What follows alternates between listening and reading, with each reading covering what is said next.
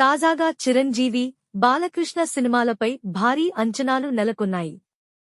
అఖండ 2 ప్రపంచవ్యాప్తంగా సుమారు 120 కోట్ల రూపాయలు ప్రీ-రిలీజ్ బిజినెస్ సాధించినప్పటికీ, పాటలు, ట్రైలర్పై వచ్చిన మిక్స్ టాక్ సినిమాపై ప్రభావం చూపించే అవకాశం ఉందని ట్రేడ్ వర్గాలు అంటున్నాయి. అనిల్ రావిపూడి దర్శకత్వంలో వచ్చిన చిరు సినిమా మాత్రం భారీ హైప్ తెచ్చుకుని 1.75 కోట్ల మధ్య బిజినెస్ చేసింది. మీసాల పిల్ల సాంగ్, బలమైన ప్రమోషన్లతో చిరు సినిమా పాజిటివ్ బజ్ సంపాదించుకుంది.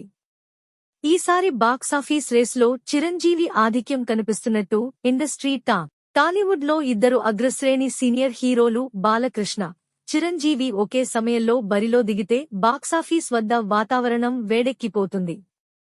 సంక్రాంతి రేస్లో ఈసారి ఇద్దరూ తలపడతారని మొదట ఊహించినప్పటికీ అది జరగలేదు. చిరంజీవి కంటే బాలయ్య 40 రోజుల ముందుగానే వచ్చేస్తున్నారు.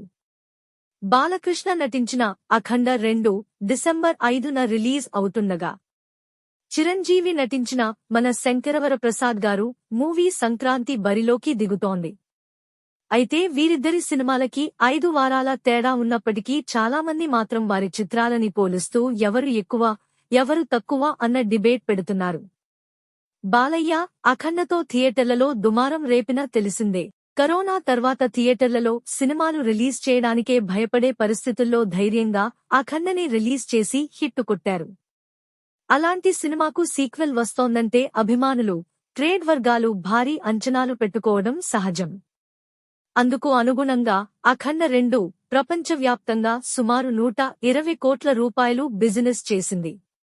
ఇందులో నైజాం 42 కోట్ల రూపాయలు, ఆంధ్ర 55 కోట్ల రూపాయలు, రెస్ట్ ఆఫ్ ఇండియా 8 కోట్ల రూపాయలు, ఓవర్సీస్ 15 కోట్ల రూపాయలు అమ్ముడైనట్లు తెలుస్తోంది. అంటే సింగిల్ హీరో సినిమాలకు ఇది మంచి బిజినెస్ అన్నమాట.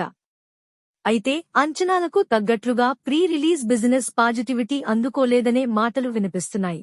బాలయ్య ప్రమోషన్స్ లో చురుగ్గా పాల్గొంటున్న జాజికాయ పాటపై వచ్చిన నెగటివ్ స్పందన, తమన్ సంగీతం రొటీన్గా ఉందన్న విమర్శలతో సినిమాపై మిక్స్ టాక్ నెలకొంది.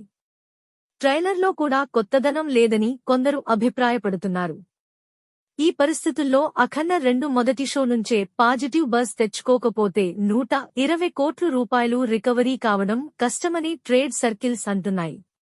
ఇక చిరంజీవి వైపు చూస్తే భోళా శంకర్ డిజాస్టర్ తర్వాత మళ్లీ వెండితెరపై కనిపించలేదు.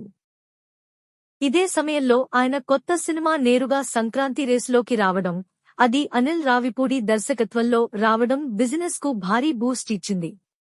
దీనివల్ల చిరు సినిమా ప్రీ-రిలీజ్ బిజినెస్ 1.75 కోట్ల మేరకు జరిగినట్లు ట్రేడ్ టాక్. ఇందులో నైజాం 40 కోట్ల రూపాయలు, ఆంధ్ర 70 కోట్ల రూపాయలు, సీడెడ్ 25 కోట్ల రూపాయలు, రెస్ట్ ఆఫ్ ఇండియా 9 కోట్ల రూపాయలు, ఓవర్సీస్ 18 కోట్ల రూపాయలు అమ్ముడైనట్లు సమాచారం. ఇది చిరంజీవి సినిమాలకి ఇటీవల కాలంలో జరిగిన అత్యధిక ప్రీ-రిలీజ్ బిజినెస్ గా ట్రేడ్ వర్గాలు చెబుతున్నాయి.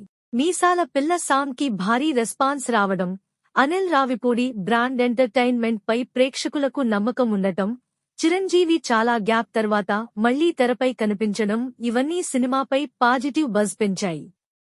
ప్రమోషన్స్ విషయంలో కూడా అనిల్ చేస్తున్న ఎగ్జైట్మెంట్ సోషల్ మీడియాలో వైరల్ అవుతూ సినిమా చుట్టూ చర్చ జరిగేలా చేస్తోంది. మొత్తం మీద ఈసారి ప్రీ రిలీజ్ బిజినెస్ విషయంలో గానీ, ప్రచారంలో గానీ బాలకృష్ణ కంటే చిరంజీవే దూకుడు మీదున్నారని ట్రేడ్ వర్గాలు అంటున్నాయి. ఇక బాక్సాఫీస్ వద్ద ఎవరు సత్తా చాటుతారో చూడాలి.